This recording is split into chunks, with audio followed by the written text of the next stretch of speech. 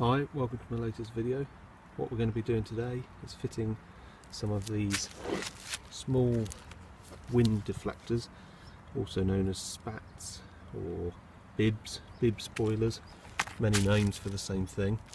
We'll be fitting those onto a Freelander 2 2009 TD4 Freelander 2.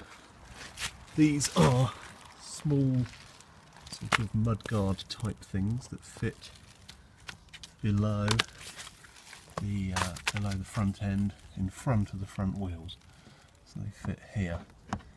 There are two types of these. There are the larger ones, which were the earlier ones. The larger ones were really spray shields that actually went across, sort of hung down further and went across more in front of the front wheels, and they actually stopped the spray kind of coming up when you went through puddles. These newer ones are shorter, you see, they don't really cover the tyre tread area much. They're smaller, they don't hang down so much. I think the reason why Land Rover changed the design of these was the larger ones were actually getting caught when people went off-road and were getting ripped off, so they went for these smaller ones. These really are more for aerodynamics. I've heard they don't actually really do anything at all for the spray, because they're not actually really going across in front of the tyre tread. Main reason I'm fitting them is I just think they look quite good. I've actually fitted some mud guards behind the tyres recently, and now I'm going to finish them off with fitting these on the front. Now these are very easy to fit. What you need to do is remove these two screws. Let's have a look at what we need. I've bought some stainless steel screws. These are 20mm long M5 or number 10 self-tapping flanged posi-drive screws, and some stainless steel washers. These are 20mm M5 stainless washers.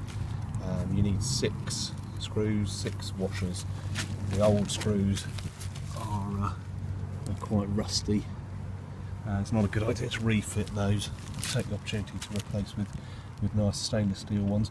You'll need a crosshead screwdriver, a pair of cutters, and a 4mm drill. Okay, let's start by removing the old screws. Try and get those out. These might be quite tight. May need a bit of WD-40 or something to loosen them off. I've already loosened these, so they should come out quite easily.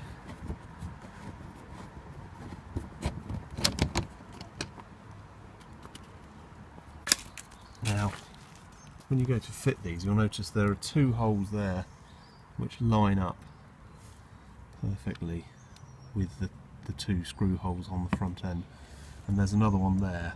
There's also a kind of peg.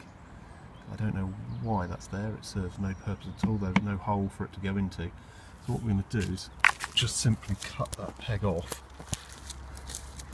using a pair of cutters.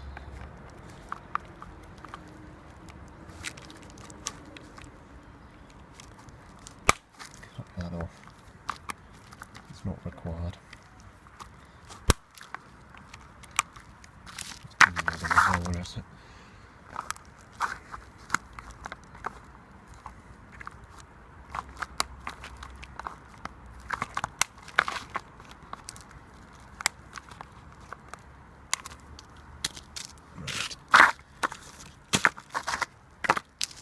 So now that I've removed those plastic pegs from these, I'm going to offer up one and just screw it in place.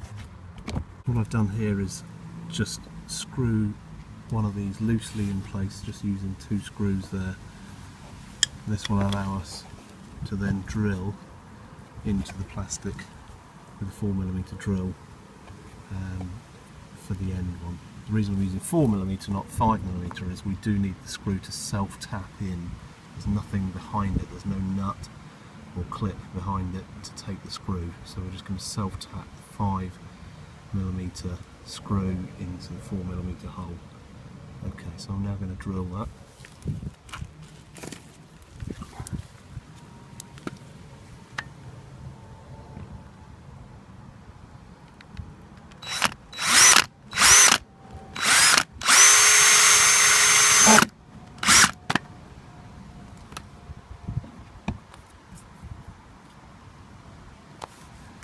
That's that hole drilled.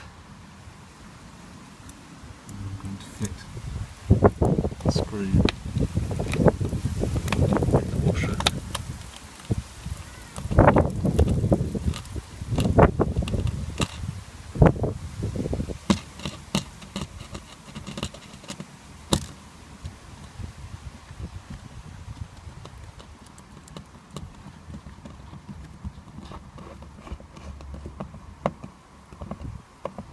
Over tighten it because it is just plastic, and now one by one I can now remove these screws and add the washers in.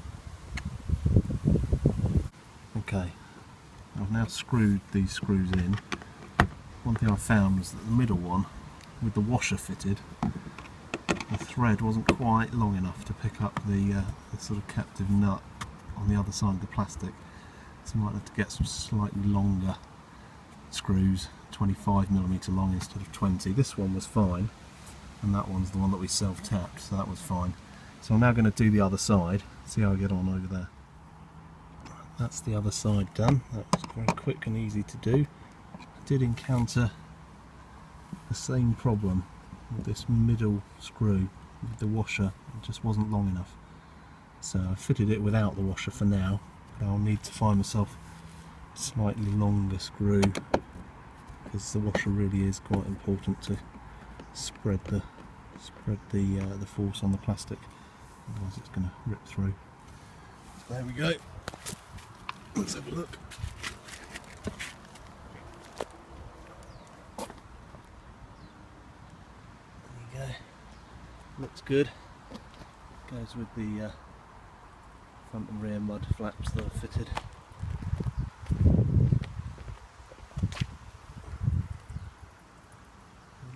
Job done. Thank you very much for watching. I hope that's been useful.